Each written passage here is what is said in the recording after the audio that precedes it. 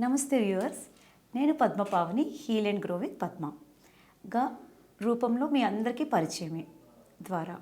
So నేను ఇప్పుడు మీకు చెప్పబోతుంది ఏంటంటే, ఎక్కువగా ఇప్పుడు ఛాలెంజెస్ ఇంతకుముందు లేనిది ఇప్పుడు ప్రతి ఒక్క మనిషిలో మనం వింటున్నది క్యాన్సర్.